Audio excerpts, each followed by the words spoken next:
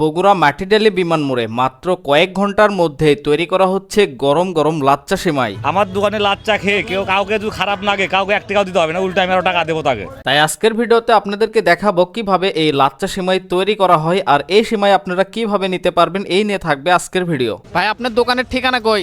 মাটিডালি বিমান মোড়, হেলথ সিটির সামনে। এই লাচ্চা সেমাই তৈরি করতে গেলে প্রথমে যে জিনিসটা লাগবে সেটি হলো ময়দার আটা। সেই ময়দার আটার মধ্যে ব্যবহার করতে হবে পানি, তবে পানিরও নির্দিষ্ট একটা পরিমাণ আছে, অতিরিক্ত দেওয়া যাবে না। তারপরে পানি ও আটাগুলোকে মিশিয়ে ভালোভাবে খামরি তৈরি করতে হবে। খামরি তৈরি করার পরে সেইগুলোকে আবারও বলের মতো করে গোল করে সাজাতে হবে। অনেকেই ভাবতে পারেন যে এই জিনিসগুলো কেন খালি হাতে বানানো হচ্ছে। এই লাচ্চা সেমাই বানানো আসলে এতটাই প্যারাদায়ক কাজ, চাইলে আপনি গ্লোভস পরে এই কাজগুলো করতে পারবেন না। আর যদি হাত গ্লোভস পরেও কাজ করা হয় তাহলে কাজের কোয়ালিটি খুব একটা ভালো হবে না। বর্তমানে তো বড় বড় মেল কারখানায় হাতের পরিবর্তে পাও ব্যবহার করা হয়। যাই হোক, তারপরে আবারও সেই খামরিগুলোকে ডালডার মধ্যে মাখিয়ে টানতে হয়। অন্যদিকে লাচ্চা তৈরির কিছুক্ষণ আগে চুলাকে ভালোভাবে জ্বালিয়ে নিতে হবে। লাচ্চা সেমাই ভাজতে হলে আপনাকে অবশ্যই পাম অয়েল তেল ব্যবহার করতে হবে। সেই তেলের মধ্যে দিয়ে দিতে হবে ডালডা। তেল গরম হওয়ার পরে সেই লাচ্চা সেমাইয়ের গায়ের উপরে একটা চাপ দিয়ে সেগুলোকে তেলের ভিতরে ছেড়ে দিতে হবে। এখনই কিন্তু সবকিছু শেষ না,